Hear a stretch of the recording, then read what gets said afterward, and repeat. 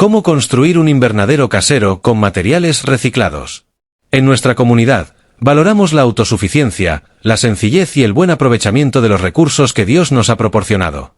Construir un invernadero utilizando materiales reciclados no solo honra estos principios, sino que también nos permite extender nuestra temporada de cultivo y proporcionar alimentos frescos a nuestras familias durante más tiempo.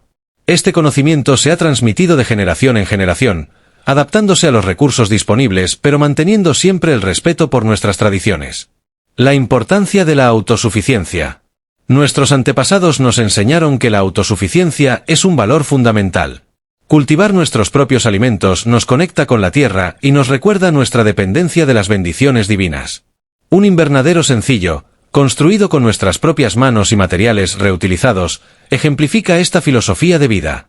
Cuando construimos un invernadero, creamos un espacio que protege nuestras plantas de las inclemencias del tiempo, permitiéndonos sembrar antes en primavera y extender nuestras cosechas hasta bien entrado el otoño.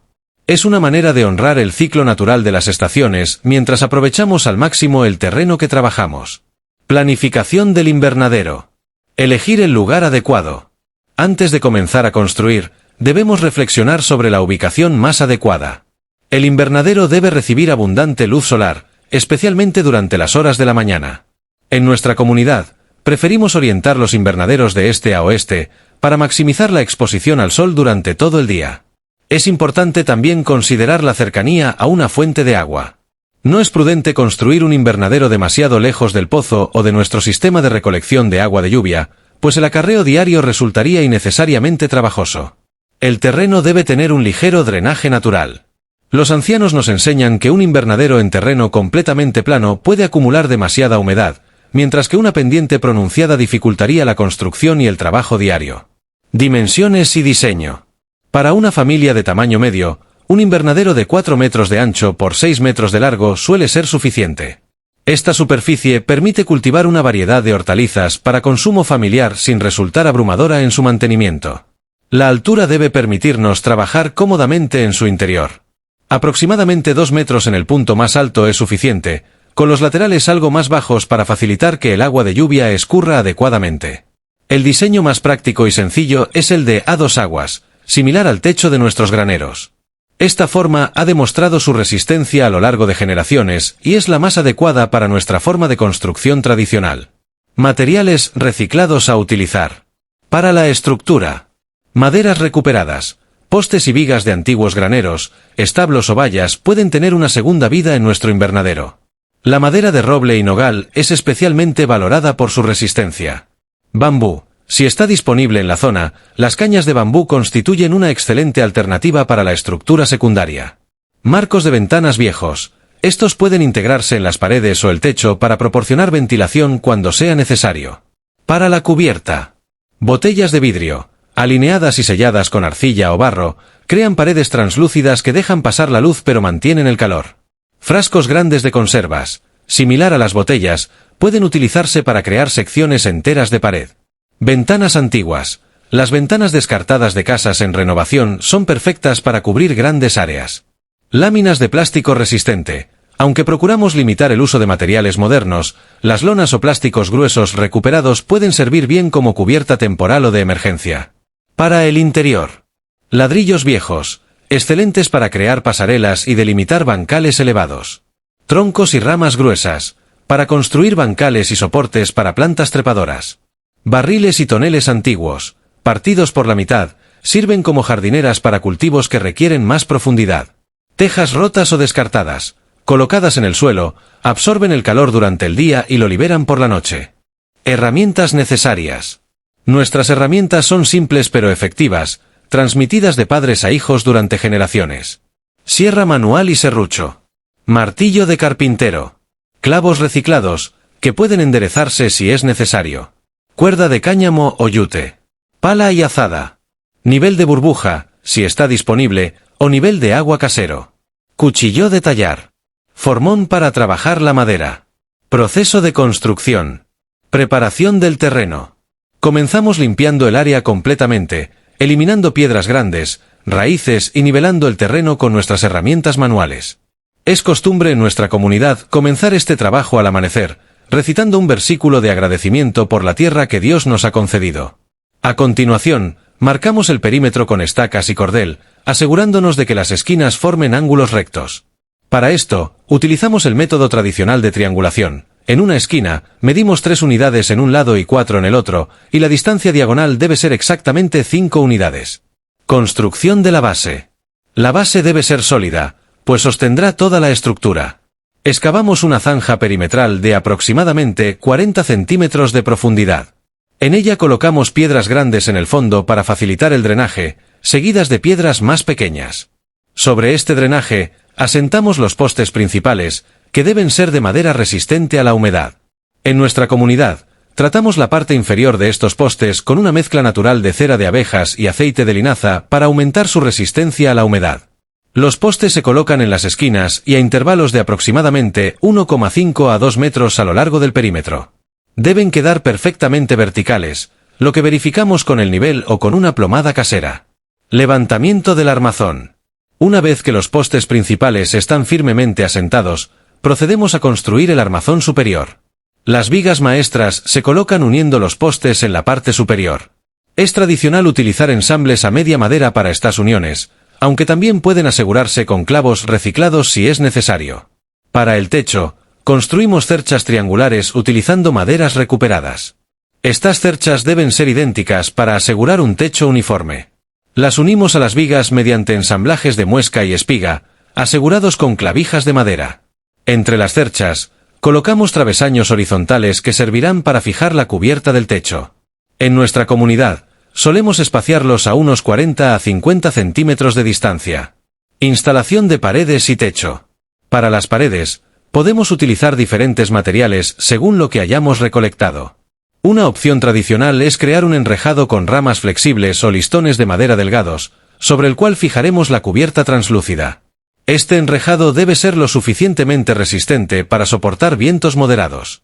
Instalamos los marcos de ventanas antiguos en los lugares designados para ventilación. Es importante que al menos 2 de estos sean practicables para permitir la circulación de aire en días calurosos. Para la cubierta, si utilizamos botellas de vidrio, las disponemos en filas horizontales, encajándolas en un marco de madera y sellando los espacios con una mezcla de arcilla, paja picada y un poco de calorías. Esta técnica ancestral proporciona un excelente aislamiento. Si utilizamos ventanas antiguas, las fijamos directamente a la estructura con bisagras recuperadas o con tiras de cuero curtido, como hacían nuestros antepasados. Para las áreas donde no disponemos de vidrio, podemos utilizar tela encerada estirada sobre los marcos de madera. La tela se sumerge previamente en una mezcla de cera de abejas y resina de pino, lo que la hace resistente al agua y translúcida. El techo puede cubrirse con más ventanas antiguas o con plástico resistente recuperado, asegurándose de que tenga la inclinación adecuada para que el agua de lluvia escurra correctamente. Sistema de ventilación. La ventilación es crucial en un invernadero. Además de las ventanas practicables, es tradicional en nuestra comunidad incorporar un sistema de ventilación pasiva. En la parte más alta del invernadero, creamos una abertura longitudinal de unos 20 cm de ancho que puede cubrirse o descubrirse según las necesidades. Para esto, fabricamos una tapa de madera con bisagras que puede manipularse mediante un sistema de cuerdas y poleas de madera. En la parte inferior de las paredes, creamos pequeñas aberturas que pueden taparse con sacos de arena cuando sea necesario. Esto permite la entrada de aire fresco que, al calentarse, sube y sale por la abertura superior, creando una circulación natural. Sistemas de cultivo interior. Dentro del invernadero, construimos bancales elevados utilizando troncos, ramas y tablas recuperadas. Estos bancales se rellenan con una mezcla de tierra de bosque, compost y paja, siguiendo las proporciones que nos han transmitido nuestros mayores. A lo largo de las paredes, instalamos estantes hechos con tablas recuperadas para las macetas con plántulas. Estos estantes deben estar a una altura cómoda para trabajar. En el centro, dejamos un pasillo principal de aproximadamente 1 metro de ancho para facilitar el trabajo. Los pasillos secundarios entre bancales pueden ser más estrechos, de unos 60 cm. Para las plantas trepadoras como tomates, guisantes y judías, construimos soportes verticales utilizando ramas rectas o cañas de bambú, atadas entre sí con cuerdas de fibras naturales. Sistema de riego. Recogida de agua de lluvia. Es tradición en nuestra comunidad aprovechar al máximo el agua que Dios nos proporciona. Instalamos un sistema simple pero efectivo de recolección de agua de lluvia.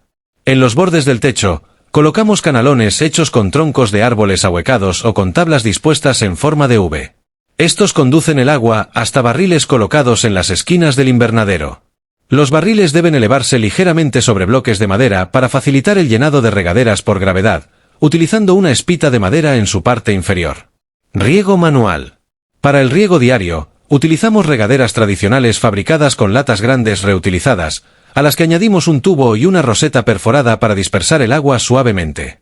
También podemos fabricar un sistema de riego por goteo utilizando botellas de vidrio invertidas con pequeños agujeros en las tapas, enterradas parcialmente junto a las plantas que requieren humedad constante. Mantenimiento y cuidados estacionales. Cuidados en primavera.